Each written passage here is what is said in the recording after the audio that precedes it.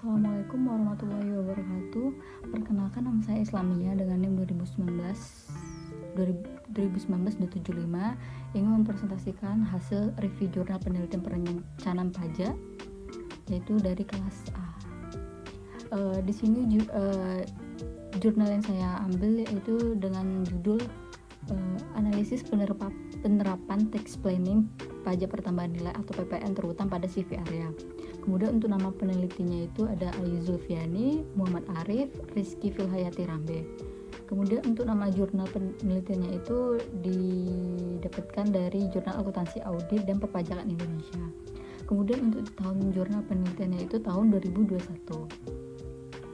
Kemudian di sini saya akan membacakan atau mempresentasikan hasil review. Yang pertama ada fenomena permasalahan, yaitu di sini berdasarkan data tahun 2020 yang diperoleh menunjukkan bahwa perusahaan CV area ini memiliki jumlah PPN terutang tahun 2020 yang tidak merata atau fluktuatif. Karena tiap masa mengalami kenaikan dan penurunan, namun cenderung mengalami kenaikan yang cukup drastis pada bulan Januari sampai dengan bulan Mei dan pada bulan November 2020. Hal ini dikarenakan perusahaan belum memaksimalkan pajak masukan yang dapat dikreditkan sehingga pajak yang harus dibayarkan itu lumayan cukup besar.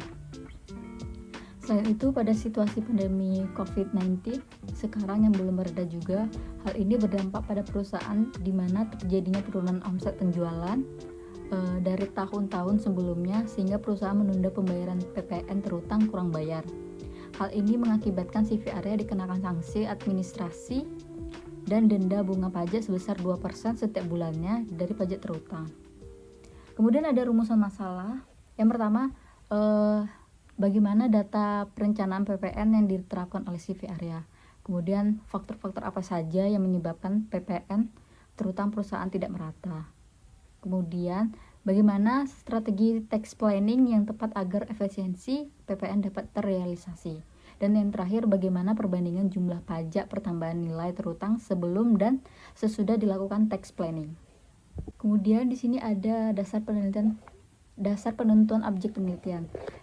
Ini berdasarkan dilihat dari data PPN terutang tahun 2020 pada CV area menunjukkan bahwa PPN terutang tidak merata atau fluktuatif, di mana mengalami kenaikan yang cukup drastis pada tiap masanya. Kemudian ada pembahasan. Yang pertama itu ada analisis perhitungan pertambahan nilai atau PPN. Diketahui dalam tahun 2020 PPN keluaran yang ada pada CV area itu lebih besar dibandingkan dengan PPN masukan yang memiliki selisih sebesar Rp67.848.178. Dikarenakan CV area lebih banyak melakukan transaksi penjualan daripada pembelian. Kemudian yang kedua ada analisis mekanisme pengkreditan pajak masukan. Nah, dalam CV area ini dalam menerapkan mekanisme pengkreditan pajak masukan sudah sesuai, yaitu pajak keluaran dikurangkan dengan pajak masukan. Namun dari data tahun 2020 PPN terutang sebesar Rp67.848.178 dan diketahui PPN terutang pada bulan Januari hingga Desember mengalami kurang bayar. Hal ini mengakibatkan omset penjualan mengalami penurunan. Selain itu, banyaknya pembelian BKP atau JKP kepada non-PKP yang dilakukan CV area akan mengakibatkan pajak masukan lebih kecil daripada pajak keluaran. Yang ketiga ada analisis penerapan perencanaan pajak. Dalam CV area ini menunjukkan bahwa PPN sebelum tax planning kurang bayar setiap bulannya cukup besar. Namun kurang bayar yang terlalu besar setiap bulannya dirasa tidak efisien dalam operasional perusahaan. Hal ini akan menghambat cash flow perusahaan sehingga perusahaan perlu menerapkan perencanaan pajak agar pajak yang dibayarkan setiap bulannya itu tidak terlalu besar dan biaya tersebut ditekankan bahkan dapat dialokasikan ke biaya lainnya. Kemudian yang keempat ada analisis tax planning dengan penundaan pengkreditan pajak masukan.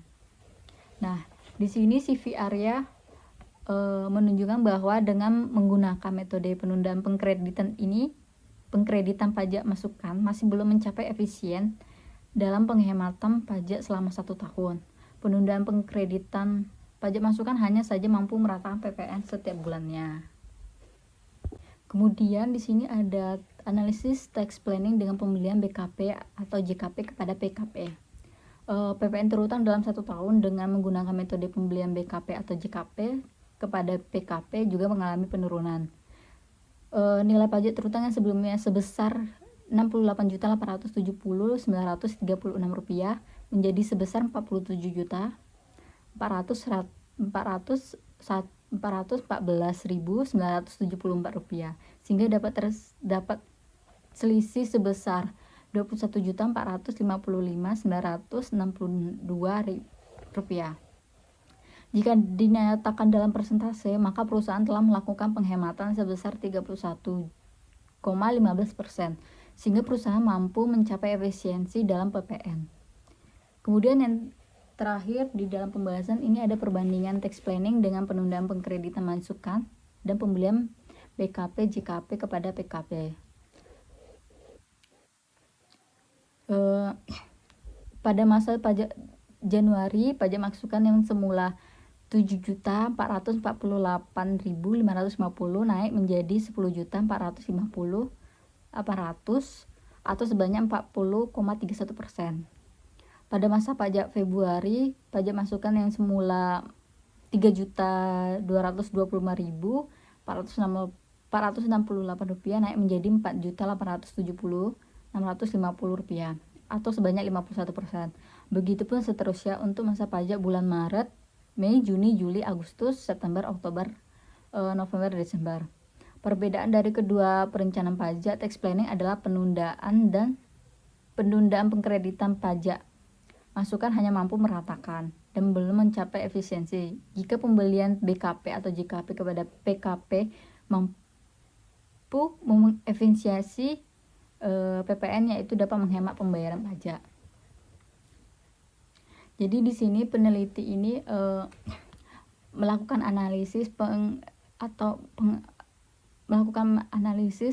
perencanaan pajak, yaitu melalui dengan penundaan pengkreditan pajak masukan dan pembelian BKP JKP atau kepada PKP. Akan tetapi kemudian terdapat perbandingan tersebut, yang mana lebih efisiensi menggunakan pembelian BKP atau JKP kepada PKP daripada penundaan pengkreditan pajak masukan. Selanjutnya untuk kesimpulan, yang pertama itu ada faktor yang menjadi penyebab PPN terutang pada CVR yang mengalami kenaikan setiap bulannya dikarenakan memaksimalkan pajaknya itu masih belum optimal. Hal ini diakibatkan adanya transaksi pembelian BKP atau JKP kepada non-PKP, sehingga pajak masukan tidak dapat dikreditkan. Kemudian yang kedua ada strategi yang kurang dioptimalkan pada perusahaan atas PPN adalah yang pertama, belum optimal dalam efisiensi pajak keluaran dengan penundaan faktur pajak. Yang kedua, kurang efisiensi dalam perencanaan pajak masukan dengan penundaan pengkreditan pajak masukan. Yang ketiga, masih banyak melakukan pembelian BKP atau JKP kepada non-PKP. Nah, selanjutnya strategi tax planning yang tepat dalam mengefisiensi PPN dalam CVR yaitu dapat merealisasikan dengan pembelian BKP atau JKP kepada PKP saja. Kemudian dengan meningkatkan pembelian dari biasanya, maka akan memperbesar pajak masukan. Kemudian tanggapan reviewer yaitu tanggapan saya kepada perusahaan yaitu perusahaan diharapkan untuk dapat melakukan pembaharuan strategi perencanaan pajak berdasarkan peraturan perpajakan yang sudah diperbarui oleh DJP agar tidak mengalami kenaikan pada PPN terutang setiap bulannya. Kemudian strategi yang dapat dilakukan guna efisiensi pajak yaitu dengan penundaan faktur pajak, penundaan pengkreditan pajak masukan, serta transaksi pembelian BKP atau JKP itu diharapkan kepada PKP saja. Kemudian tanggapan saya mengenai peneliti yaitu tanggapan saya kepada peneliti itu kelebihan dalam jurnal ini yaitu penggunaan bahasa yang sederhana sehingga dapat mudah dipahami oleh para pembaca. Akan tetapi di dalam jurnal ini masih terdapat kekurangan. Yang pertama yaitu kekurangannya terletak pada identitas jurnal, tidak termuat di dalam jurnal.